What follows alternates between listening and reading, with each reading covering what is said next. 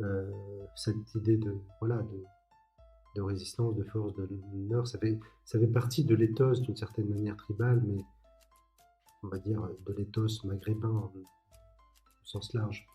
Mais cet ethos, il a été particulièrement, moi, je crois, exacerbé dans le cas algérien, parce que l'Algérie a été confrontée à quelque chose que n'ont pas connu ni le Maroc ni la Tunisie, c'est une colonisation du peuplement, une colonisation avec une conquête très dure et une résistance des premiers jours de 1830 jusqu'à 1962 qui s'est soldée par euh, la libération, la guerre de libération nationale, une révolution déjà, la guerre de libération nationale et une indépendance chèrement acquise. Donc du coup, cet ethos, il a été, qui existe pour l'ensemble du Maghreb, il a été conforté, nourri, valorisé en raison de l'histoire singulière de l'Algérie. Dans la première partie de cet échange avec l'anthropologue Yazid Benounet, que vous pouvez écouter ou réécouter dans l'épisode 2 du podcast, on a traité des tribus précoloniales, des différents types d'organisations qui les régissaient, la place de celles-ci dans la résistance et la persistance de l'identité tribale dans le territoire sud de l'Algérie. Dans cette seconde partie, on échange avec Yazid Benounet sur les différents moyens qui ont été mis en place dès 1830 sur le territoire algérien dans le but de démantèlement des tribus, mais aussi sur les tribus d'aujourd'hui et leur place dans le milieu politique algérien. Pour commencer, je voulais savoir quels ont été les moyens mis en place dans le démantèlement des tribus en Algérie durant la colonisation. Démantèlement tribal, déjà, il y a eu une conquête, donc conquête avec une conquête dure, je l'ai dit tout à l'heure, donc destruction physique. Alors, euh, peut-être vous avez vu il y a quelque temps l'annonce du retour de crânes de combattants algériens rapatriés en Algérie. Donc ça, c'était en 2020 ou 2021, je n'ai plus la date exacte. Et des dizaines, voire des centaines de crânes, je pense que c'était plutôt des dizaines de crânes qui ont été rapatriés. Et, en fait, ce sont des résistants algériens qui sont opposés à la colonisation française au 19e siècle. En fait, ce qui est intéressant, c'est que euh, ces crânes ont été retrouvés au Muséum national d'histoire naturelle de Paris par un chercheur en histoire, un Algérien, il s'appelle Ali Farid Belkadi, et lui-même a fait la déclaration à l'APS, en agence de presse algérienne, en mai 2011. Et on y trouve en fait parmi ces crânes, il n'y a pas que des crânes d'ailleurs, les restes du shérif Boubarla et, aussi le, les restes du shir Bouziane des Atchar. Alors, ce qui est intéressant, c'est que je prends quelques exemples précis pour vous expliquer le contexte de destruction physique des tribus. Le shérif Boubarla, lui-même, c'était à l'origine un combattant de l'émir Abdelkader. Donc déjà, il a combattu avec l'émir Abdelkader qui a signé la reddition. L'émir Abdelkader, c'est entre 1832 et 1847. Et finalement, il a dû signer la reddition et puis il a été exilé l'émir Abdelkader, comme on le sait, en France, puis ensuite en Syrie. Et d'ailleurs, la région où a résisté l'émir Abdelkader, lui, il est originaire de l'ouest algérien, la région de Mascara. Mais il était en contact avec d'autres tribus et d'autres groupes à l'est, un peu partout en Algérie en fait. Et donc déjà, par exemple, dans la région de l'Ouest, il y a un historien qui s'appelle Redouane Aynat Tabet, qui avait publié en 1998 un ouvrage sur l'histoire de la région plus exactement de Bel Abbas, et qui avait travaillé sur la tribu notamment des Beni Amr, qui était l'une des tribus qui s'était alliée à l'émir Abdelkader. Il y a eu plein de tribus de la région qui se sont alliées à l'émir Abdelkader, et pas que de la région d'ailleurs. Et en fait, il explique que cette tribu, elle a été complètement taillée en pièces. Et d'autres aussi, hein. Et ce qui est intéressant dans le cas de Chérif Boubarla, c'est que lui faisait partie, je ne sais pas de quelle tribu il appartenait, à quelle tribu il appartenait exactement, mais il faisait partie de la garde, on va dire, rapprochée de l'émir Abdelkader, en fait, de ceux qui portaient l'épée, Poussaïef. Donc lui, en fait, il a mené la résistance après, quand l'émir en 1847, l'émir a été exilé. Et lui, Boubarla, il a mené la résistance entre 1851 et 1854, pour sa part. Il s'est rapproché du centre de l'Algérie, en Kabylie, dans le Djurdjura et dans la région de Borj-Bouarrich. Et il s'est même associé à la résistante Lala Fatma Soumer, qui elle appartient aussi à une tribu de Kabylie. Et en fait, la destruction, la conquête a été tellement violente que non seulement, bon, voilà, comment il est mort, on lui a coupé la tête, on a pris la tête, donc on a chosifié, on a pris son crâne, on l'a chosifié pour en faire un élément mis dans un musée, même pas en exposition parce qu'il était mis dans des réserves. Et il a fallu qu'un historien algérien, en 2011, donc 150 ans plus tard, à peu près, redécouvre son crâne à Paris, au Muséum national d'histoire naturelle. Donc, conquête, destruction physique par la mort d'un des résistants et la chosification par le fait qu'on ait pris son crâne et même l'oubli. Voilà, l'oubli, son crâne a été oublié en France n'eût été cet historien, peut-être qu'on n'en aurait plus entendu parler. Ça, c'est un exemple, hein, mais vraiment, parmi les crânes, il y avait aussi celui du Shir Bozian des Atchas. Alors lui, il a mené la résistance en 1849, résistance à l'armée française, qu'il a menée en échec pendant plusieurs mois dans l'oasis des Atchas, en fait, dans la région de Biskra. Et lui, pareil, il a été finalement rattrapé, on lui a coupé la tête et on a pris sa tête pour en faire un objet, on l'a chosifié pour faire un objet dans le même musée. Donc finalement, il y a une pétition qui a été lancée par cet historien Belkadi et, et en 2018, la procédure a été lancée. C'est finalement qu'en 2020 ou 2021 que les crânes seront mis en Algérie.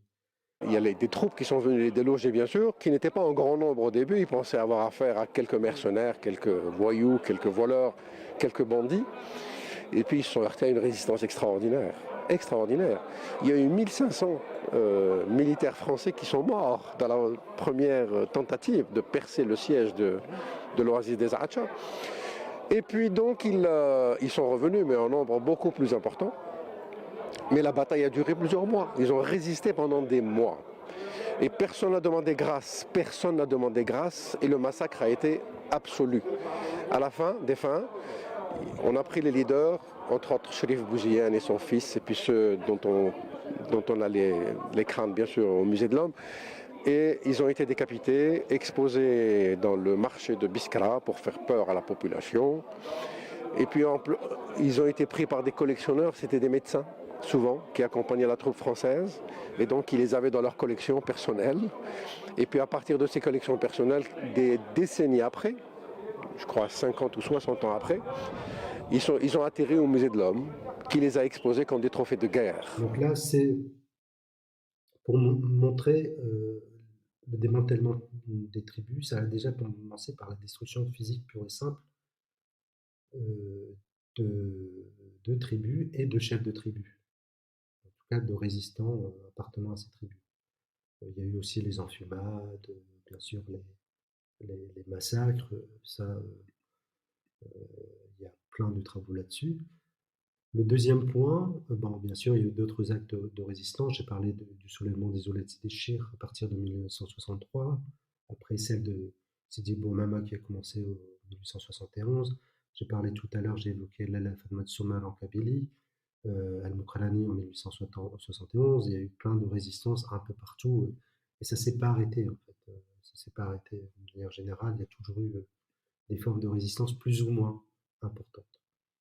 Et qui dit résistance dit aussi un massacre qui va derrière ou alors voilà, des formes de répression cruelles. Donc on a ça. Après, on a la dépossession foncière. Alors là, il y a eu la loi du Senatus Consulte de 1863 et la loi Varnier de 1873. C'est une loi qui visait à liquider la propriété communautaire des tribus, et notamment des tribus qui se sont rebellées. Donc du coup, il y a plein de terres de tribus qui ont été prises et accaparées par la France. Et il y a notamment Jean-Claude Vatin qui reprend aussi les travaux d'un historien français qui s'appelle Charles-Robert Ageron. Il estime qu'entre 1871 et 1919, près d'1 million d'hectares ont été livrés aux colons, donc juste sur cette partie-là, et que les musulmans, c'est-à-dire les populations majoritaires, les musulmans avaient perdu en 1919 7 millions et demi d'hectares. Ça a été pris par l'État et les particuliers, les grandes sociétés capitalistes françaises et européennes, parce qu'il y a aussi des Européens. Et il y a eu en 1940 près de 2 700 000 hectares, qui représentaient près de 35 à 40% des terres arables de l'Algérie, qui ont été accaparées par les colons et les grandes entreprises européennes. Donc, quand on prend les terres, du coup, on prend aussi les moyens de subsistance des populations qui se retrouvent clochardisées, notamment qui sont obligées de migrer dans les villes, ou de pousser davantage vers le sud et qui se retrouvent à pressuriser les autres populations, donc avec des situations de famine, de clochardisation des populations et aussi des situations de complètement de démantèlement des tribus parce qu'il n'y a plus de base de subsistance pour les tribus, euh, notamment des régions du Tel ou voire d'une partie des hauts plateaux, parce qu'elles n'ont plus de terre pour vivre. Beaucoup de terres ont été prises justement pour punir les tribus qui se sont rebellées à l'autorité coloniale. Donc ça, c'est un point à mettre en avant. Alors, je pense que l'une des personnes intéressantes qu'il faut citer pour comprendre un petit peu en tout cas l'impact du processus de dépossession foncière sur les tribus, c'est Karl Marx. Alors, ce qui est intéressant, c'est parce que c'est un auteur qui n'est ni algérien ni français et qui avait une perspective matérialiste sur le sujet. Alors, il expliquait vers 1879 le processus de dépossession foncière mis en œuvre en Algérie. Alors, il disait que les terres des plateaux nord-africains étaient auparavant la possession indivise des tribus nomades qui les parcouraient, que la propriété tribale y était transmise de génération en génération et qu'elle ne se modifiait qu'à la suite des changements suivants, c'est-à-dire le fractionnement graduel de la tribu en plusieurs branches, l'inclusion de membres appartenant à des tribus étrangères. Et il montre ensuite comment, à partir de la loi Varnier, celle de 1873, la spoliation des terres tribales s'effectue avec notamment la confiscation et la mise en vente des terres des tribus suspectées de rébellion. Et ces lois, en fait, elles avaient un double objectif. D'abord, instituer la propriété privée, mais aussi détruire les pouvoirs des tribus. Et Auguste Berck, en 1919, il disait justement du Senatus Consulte de 1863 qu'il visait strictement, en fait, comme but politique, l'amoindrissement des grandes familles indigènes et la dislocation de la tribu. Donc, cette politique de dépossession foncière, elle visait à enlever aux tribus leurs moyens de subsistance, en fait, et à favoriser la propriété privée dans des terres qui étaient auparavant des terres indivises, et donc à mettre de l'économie marchande au profit notamment des colons européens et des grandes entreprises capitalistes européennes, dans un environnement où la terre était conçue historiquement comme un bien non marchand et un bien collectif, comme un commun. Donc, c'est ce qui explique l'effet de la dépossession foncière sur le démantèlement tribal. Après, il y a effectivement la destruction physique, il y a les affrontements culturels, le discrédit des autorités coloniales. Voilà. C'est ce que disait d'une certaine manière Ahmed Robza. euh, de l'ordre, en fait, on est passé de l'ordre tribal au désordre colonial. Et avec ce que ça implique, c'est ce que a étudié Bourdieu et Abdelmalek Sayed, en partie sur les populations algériennes. Ce sont des populations qui, du coup,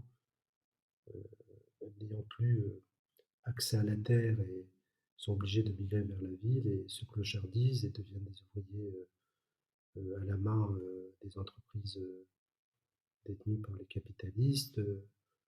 Après, il y a aussi moi je trouve un documentaire pas un documentaire, un film plutôt, que j'aime bien, que je recommande, c'est Chronique des années de Braise, de Lardad Benyamina, qui a eu la Palme d'Or en 1973, si je ne me trompe pas. Et lui, il montre bien un petit peu comment la colonisation a clochardisé une partie de la population des hauts plateaux. Et du coup, la rébellion que cela a amené, parce que le, le film termine par l'évocation de mai 1840, de mai 1945 et le premier jour, le 1er novembre 1954. جيت نطلب منك دعوة الخير. نعم سيدي. واش كاين يا احمد يا وليدي؟ راني نشوف بلي ماكش وحدك، زوجتك والدراري عليهم اللي راني متغرب. ما تنساش بلي راك رايح تقطع الحبل. الأرض قطعته قبلي. راك متأكد بهذا الشيء؟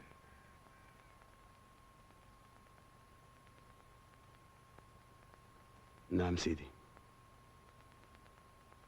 اما لا روح يا وليدي، دعوتي ودعوة الخير نتاع الجدود راها فراشك وغطاك.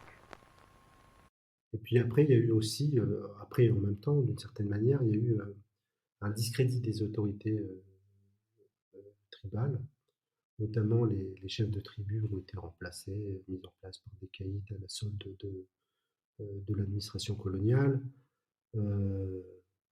Il y a Auguste Berg, justement le père de Jacques Berg, qui expliquait déjà au début du XXe siècle, je prends cette citation, de cet ensemble vivant qui était la tribu séculaire, elle, c'est-à-dire l'autorité coloniale, fait deux, trois sections qui auront désormais leurs chefs respectifs, donc divisés pour mieux régner, et puis on va attribuer des chefs, des caïds à la solde de l'administration coloniale, avec des devoirs, des droits de moins en moins importants pour ces caïds, notamment pour la perception des taxes, tout ça, donc plus aucune autorité d'une certaine manière.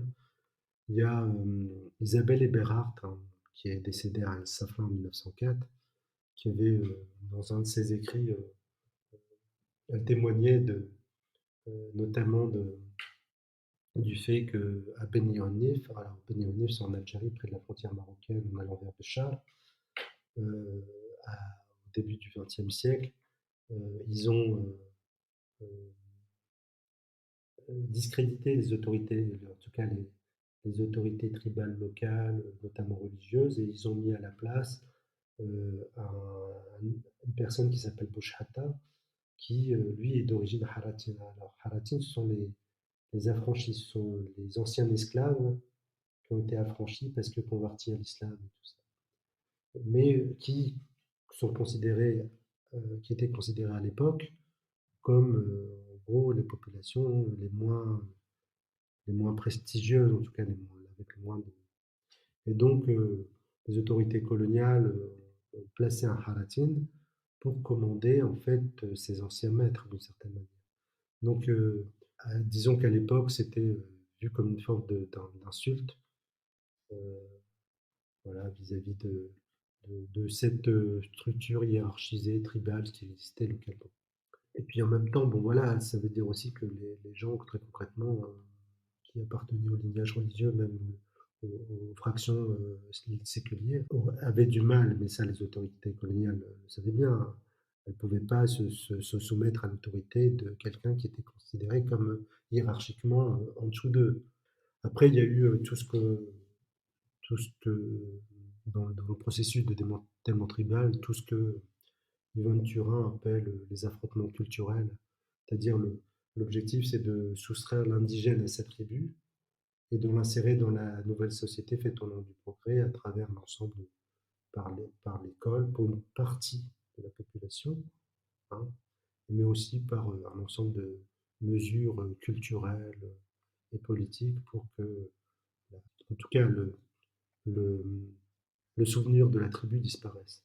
Une évolution qui, je crois, peut être marquée par 3 étapes. Une première étape de prostration, presque, nous avions perdu tout. Une deuxième étape de, je ne sais pas comment dire, d'adaptation à la colonisation, parce que la colonisation s'est implantée de plus en plus profondément dans notre pays. Les gars étaient bien obligés de réagir à ça. Alors bon, les ouvriers saisonniers qui descendaient dans les fermes, les gars qui partaient en France, les gars qui envoyaient leurs enfants à l'école française, chose qu'ils ne faisaient pas à la première génération, parce qu'ils considéraient ça comme une espèce de démission, de trahison, etc., etc. Il y a eu toute une période c'était la période euphorique de la colonisation, pendant laquelle nous, c'est-à-dire la société colonisée, était obligée de s'adapter tant bien que mal à l'ordre existant. Bon. Ça, c'est pour la majorité des Algériens, qui sont d'ailleurs concentrés dans le nord de l'Algérie, mais comme je disais tout à l'heure, dans les territoires du sud, où il n'y a pas vraiment de terre arable, pas de terre propice à l'agriculture, très peu, dans une partie des hauts plateaux et du Sahara algérien.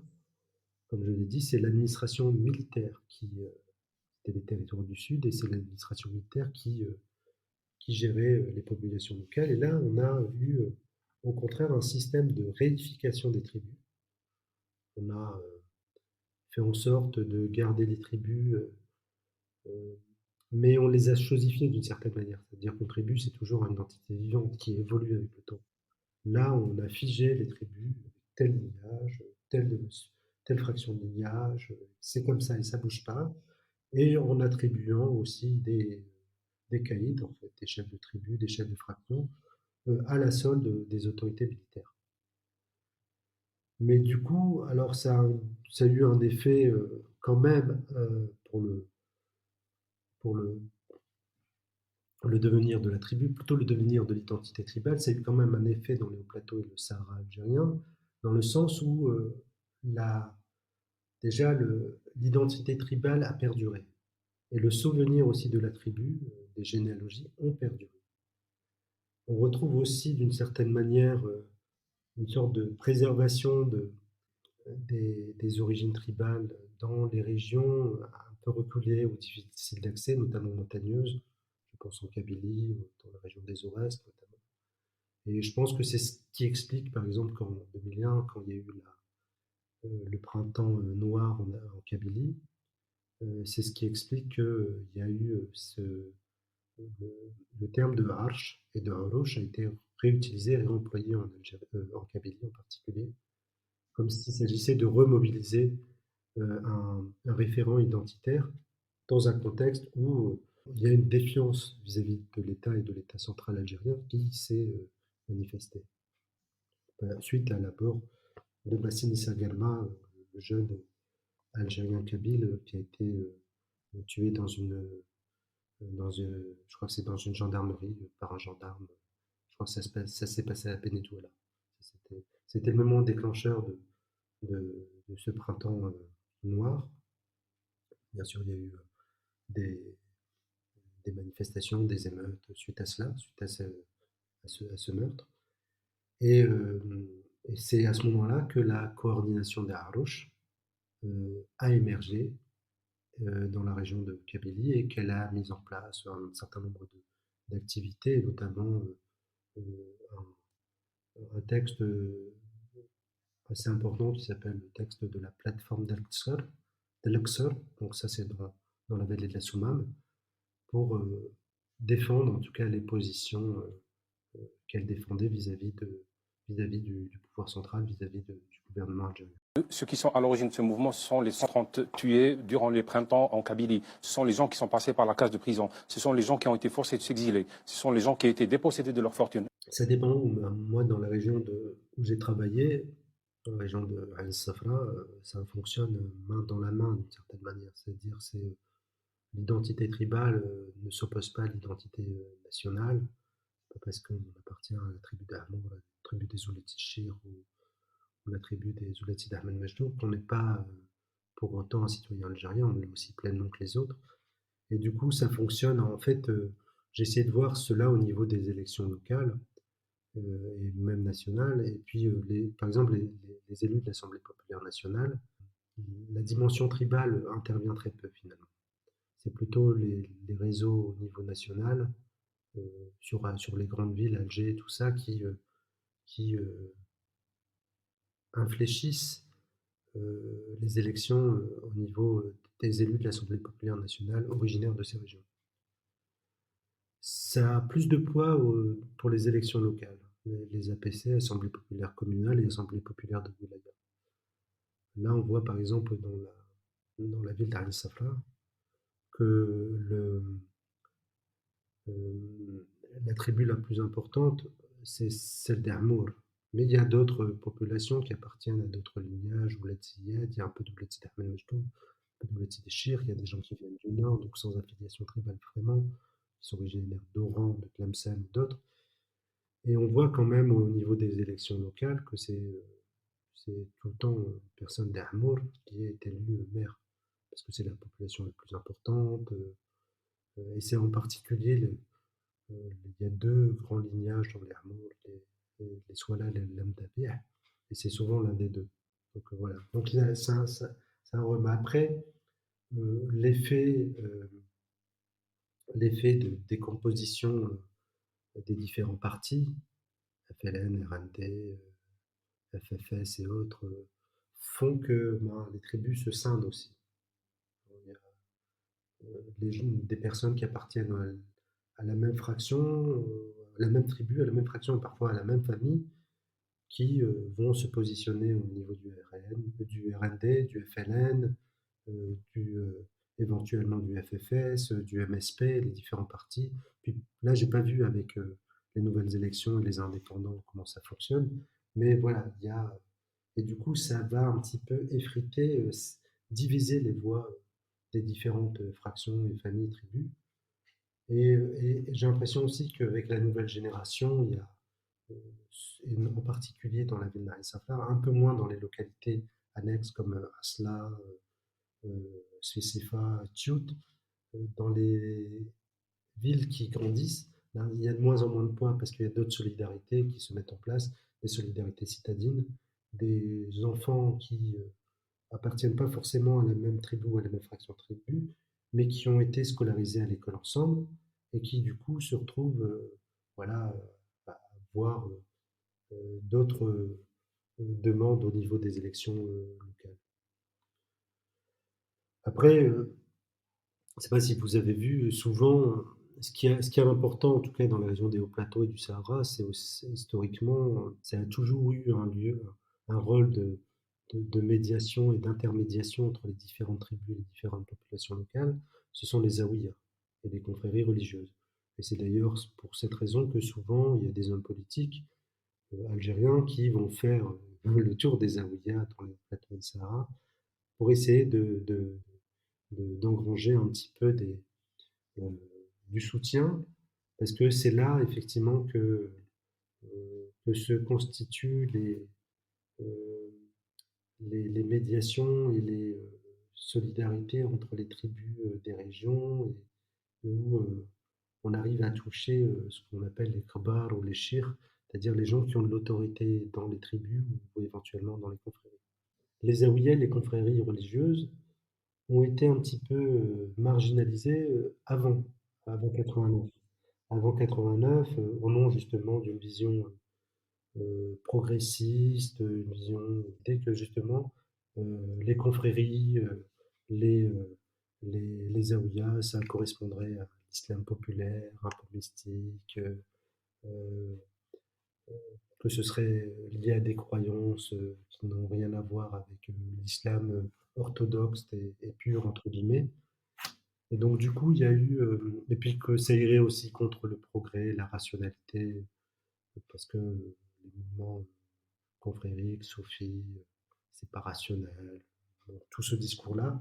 Et puis en même temps, il y a eu aussi l'idée que certaines confréries avaient collaboré avec la colonisation, d'autres non, mais certaines oui. Donc voilà, donc il y a eu les années 60, 70, 80, une sorte de mise en retrait de ces zaouïas et confréries religieuses. Et en fait, c'est durant la décennie noire qu'on s'était rendu compte que en fait, le Front islamique du salut et l'armée islamique du salut sont foncièrement opposés, en tout cas à l'époque, foncièrement opposés aux zaouïas et aux confréries religieuses, estimant que c'est justement un islam dévoyé, un islam populaire. Et le gouvernement, du coup, à cette époque, a favorisé cet islam populaire pour essayer de lutter contre le développement de l'islam rigoriste du, du Front islamique du salut et de l'armée islamique du salut et des groupes islamiques armés également. Donc à ce moment-là, dans les années 90, les zaouïas et les confréries ont été remobilisés, ont été rechoyés par les hommes politiques et notamment par l'ancien président Abdelaziz Bouteflika et par d'autres hommes politiques qui lui étaient.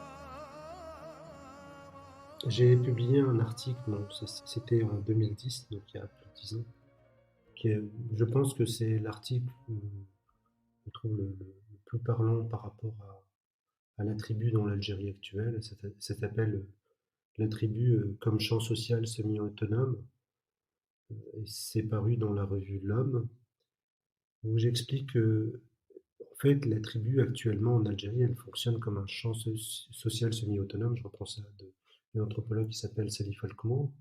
C'est-à-dire que une sorte d'espace de champ social qui existe dans le cadre du champ national, de l'État-nation algérien, qui fonctionne à côté d'autres champs. Par exemple, ça peut être le champ du village, le champ social de la ville, d'autres champs de sociabilité comme celui du travail, mais qui est semi-autonome, c'est-à-dire qui s'articule justement à cet ensemble. Et je prenais l'exemple de, de l'association de la Zaouïa de Sidi Ahmed Majdoub. En fait, c'est les kabars de la tribu des Souled Sidi Ahmed Majdoub ont constitué au début des années 1990 une association de la Madrasa, puis de l'association de la Zaouïa de Sidi Ahmed Majdoub. Et c'est cette association qui organise la Wahada, la fête, qui a lieu tous les ans en l'honneur du saint, de l'ancêtre éponyme de Sidi Ahmed Majdoub. Et en fait, quand on voit la composition de l'association, en fait, ce sont les kbab, les autorités tutélaires de chaque fraction des 10 fractions de la tribu qui représentent l'association et qui vont reprendre le cadre juridique de l'association pour essayer donc le cadre juridique offert par l'État, pour essayer de reconstruire ou pérenniser la tribu, les distinctions tribales et en même temps la fête, la Wahda, qui est la grande fête qui unit tous les Ouled Sidi Ahmed Majdoub. Après, j'ai dans cet article évoqué aussi un système quand je parlais de relations contractuelles de la tribu comme un ensemble de droits et de devoirs, j'ai dans cet article évoqué un système de dia. En fait, le dia, la dia, c'est le prix du sang. C'est une compensation qu'on offre à la famille, à la victime si elle n'est pas décédée, ou à la famille ou aux proches de la victime, en cas d'homicide ou de blessure. Et généralement un- non intentionnel, donc accidentel, et parfois semi-intentionnel. L'idée, en fait, c'est ce système qui existe chez les Hamour. En fait, chaque fraction, ils ont des représentants qui vont cotiser une somme en cas d'un homicide ou d'une blessure. Cette somme va être offerte à la famille de la victime pour qu'il n'y ait pas de vendetta, de vengeance, et éventuellement pour mettre en place un processus de ce qu'on appelle le solh, de conciliation entre les familles. Et ce système, il fonctionne parallèlement au système judiciaire de l'État algérien, en particulier lorsqu'il y a homicide, parce que là, quand il y a des coups ou blessures, il faut porter plainte pour que ça passe au tribunal. Mais dans le cas d'un homicide, à moins de cacher le corps, ben, ça passe automatiquement. Il y a une poursuite judiciaire, ça passe automatiquement en justice. Et en fait, le coupable va être jugé et pourra bénéficier ou non de circonstances atténuantes, notamment si la famille a pardonné parce qu'il y a eu un processus de conciliation entre les familles. Mais à côté de ça, il y aura un système de réconciliation qui sera mis en place au sein d'Armour entre les familles, euh, donc famille de la victime et famille du coupable, et plus largement derrière elle, les membres, les responsables de la compensation au sein des différentes fractions de la tribu. Et du coup, ça va fonctionner parallèlement parce que pour éviter justement que l'infraction, l'homicide, la blessure, l'acte criminel ne se développe en conflit ouvert entre les familles. Donc ce système-là, je le décris, je l'analyse dans un article qui est paru en 2010 et aussi dans l'ouvrage. Donc c'est pour ça que je parle de champ social semi-autonome, c'est-à-dire que là, ce système, il va s'adapter aussi au système judiciaire algérien. Parce qu'en l'occurrence, même la compensation, le montant de la compensation, il est symbolique, il est marginal par rapport à ce qu'il devrait être si on se réfère à la coutume bédouine ou à la charia islamique. Là, c'est c'est un prix symbolique parce que la personne va quand même passer par le système judiciaire étatique, elle va être éventuellement emprisonnée, il y a un ensemble de dommages et intérêts qui vont être prononcés au moment du jugement civil, donc la compensation, elle sert juste à apporter un plus. L'épisode 3 sur les tribus en Algérie est terminé. Cet échange avec l'anthropologue Yazid Benounet m'a permis de mieux saisir le concept d'organisation tribale en Algérie, ainsi que le traitement et les pratiques employées par l'armée française dès le début de la conquête en 1830.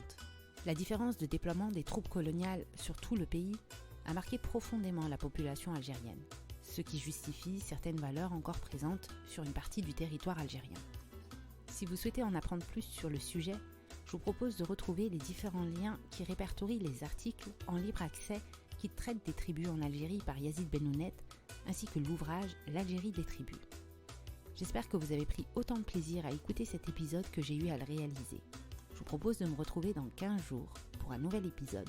En attendant, prenez soin de vous.